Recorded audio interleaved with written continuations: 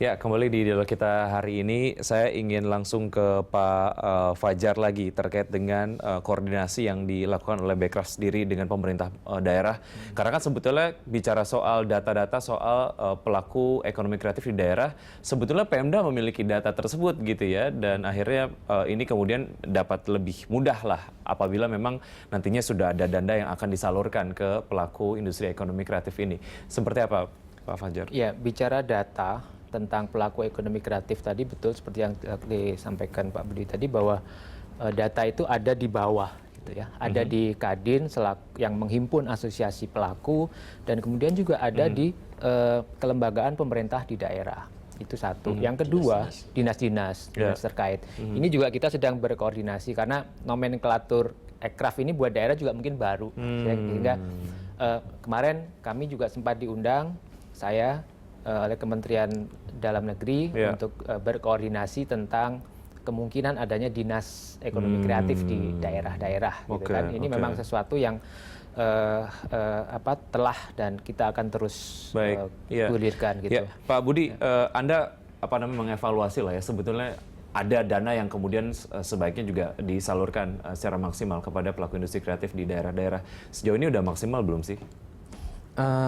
Saya kira begini, ada yang dapat, ada yang belum. Jadi memang karena informasi itu tidak terbuka secara luas. Jadi artinya memang secara ini sosialisasi tugas belum kita semua. Baik ya, oke.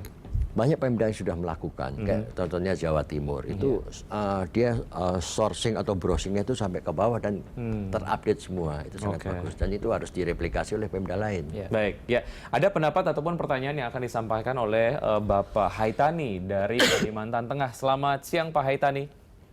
Siang. Haitami, iya Pak Haitami. Halo. Halo. Ya. Pak Haitami silakan menyampaikan ataupun menanyakan beberapa hal kepada narasumber saya pada hari ini, silakan. Ya, terima kasih atas kesempatan ini. Memang kami tunggu-tunggu sekali. Ya, kami merintis daripada ekonomi kreatif ini memang tidak gampang di Kalimantan Tengah. Ya. Ya kepada Deputi apa itu yang dari ekonomi kreatif ini dengan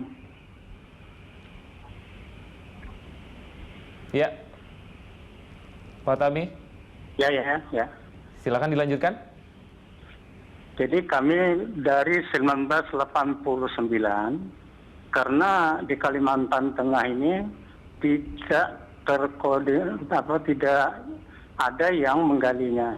Dan sekarang sudah 25 tahun sudah. Nah sekarang sudah di generasi kedua.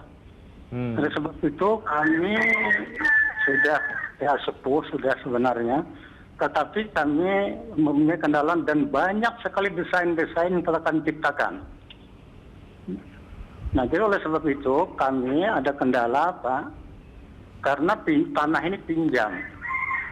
Nah tanah ini pinjam mau diambil yang punya dan cukup berjasa yang punya ini. Ya kurang lebih tanahnya itu kurang lebih setengah hektaran lah.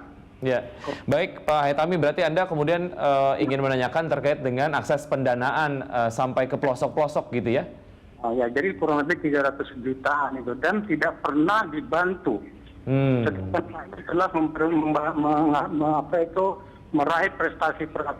Baik. Ya, Pak Haitami, kita sudah menangkap maksud dari pernyataan dan pertanyaan Anda. Saya coba sampaikan ke Pak Fajar. Terima kasih Pak Haitami. Ya, Pak Fajar, terkait dengan akses permodalan, di sana kemudian ada pelaku industri ataupun ya pelaku usaha ekonomi kreatif yang kemudian merasa tidak terbaca lah ya, tidak terperhatikan.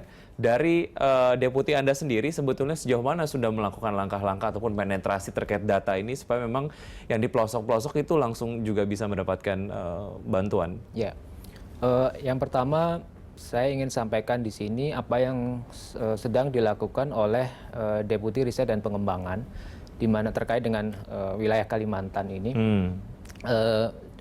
Kedeputian Riset dan Pengembangan saat ini sedang menjajaki MOU dengan pemerintah Provinsi Kalimantan Timur, kalau saya tidak salah itu, untuk mengelaborasi lagi program pengembangan ekonomi kreatif di 23 desa perbatasan, gitu ya, yang berbatasan langsung dengan negara tetangga, gitu. Sedang dijajaki MOU-nya untuk itu. Nah, dari situ diharapkan kemudian kita bisa tahu apa yang bisa kita lakukan di sana. Apa yang bisa dilakukan oleh Pak Haitami ini untuk bisa akhirnya terekspos lah oleh Bekraf? Tadi terkait dengan permodalan, yang pertama adalah memang Bekraf tidak mengelola dana. Ya, kami tidak berencana untuk menyalurkan sebuah dana atas nama Bekraf kepada pelaku.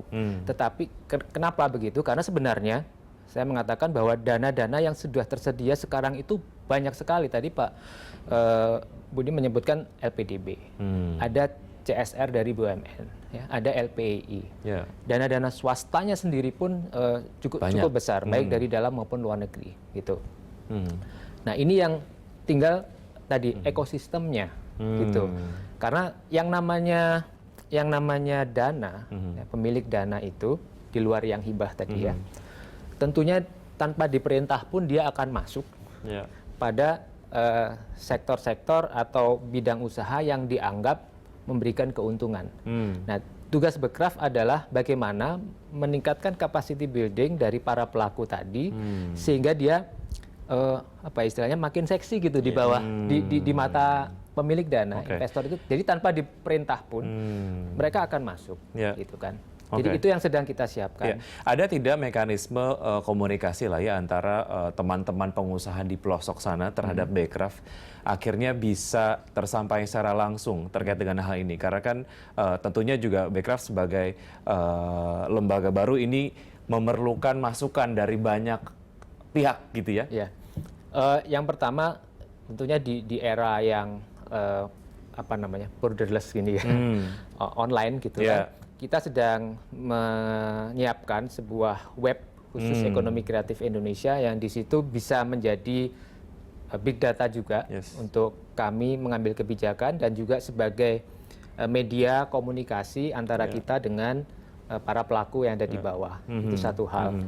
Tetapi juga tadi yang kita sudah sampaikan, saya sudah sampaikan bahwa hubungan kedinasan kita dengan pemerintah daerah itu juga kita bangun. Itu artinya nanti channelnya bisa langsung ke Bekraf lewat web itu, karena Bekraf memang websitenya sudah ada sejauh ini belum? Lagi disiapin. Ada yang lama kita anggap masih belum optimal karena sifatnya masih mungkin one way gitu ya. Kita pengen itu jadi lebih komunikasinya lebih dua arah. Nah, kemudian karena Bekraf sendiri tidak punya perwakilan di daerah, maka perpanjangan tangan dari kami tentunya ada di tadi asosiasi Kadin di daerah dan juga pemerintah daerahnya sendiri. Itu yang nanti dari ke depan Kadin sendiri sebagai kakak lah ya dari teman-teman ekonomi kreatif yang ada di daerah-daerah. Programnya apa saja Pak Budi sejauh ini? Saya kembali ke Pak Tommy lagi tentang ada rencana membuat satu website. Tapi kalau dari Kadin, tolong ditingkatkan. Jadi tidak website, tapi semi portal. Di situ tidak portal trading, tapi justru untuk marketplace ketemunya inventor kreatif dengan investor. Termasuk tadi yang disampaikan oleh Bapak dari Kalimantan Tengah, itu juga kendala problem. Beliau sudah jalan, tapi ada kendala permodalan. Kadin juga sudah punya program namanya Palapa Fund, membiayai untuk UKM, ada industri kreatif. Itu penetrasinya sudah ke daerah-daerah? Sudah, kita punya program, tapi tidak bisa menjangkau semuanya. Kenapa? Karena kita bukan lembaga keuangan. Kita sudah punya lembaga keuangan, tapi juga dananya terbatas. Variasinya antara 100 juta sampai 1 M. Tapi bukan yang startup, Mas, yang sudah berjalan. Kita untuk meningkatkan volume produksi atau membuka akses pasar lebih luas. Baik, ya. Kalau program paket kebijakan sendiri sudah menyasar apa belum? Dari kebijakan ekonomi yang kemudian sudah digulirkan oleh Presiden Jokowi sejauh ini. Jadi untuk teman-teman industri kreatif. Kalau kita kembali ke misalnya KUR ya, dari 22% ke 12%, itu sudah lumayan. Tapi kurang menarik untuk khususnya di industri kreatif. Pak Jokowi sudah melakukan uji coba, namanya kredit usaha produktif di Kabupaten Kudus. Kalau itu sudah berjalan, tolong dievaluasi untuk direplikasi ke Pemda lain. Itu sangat bagus sekali. Dengan kerjasama dengan Bupati Kudus. Kita tambahkan, kita lanjutkan usai jeda ya Pak Fajar. Kita akan kembali saja.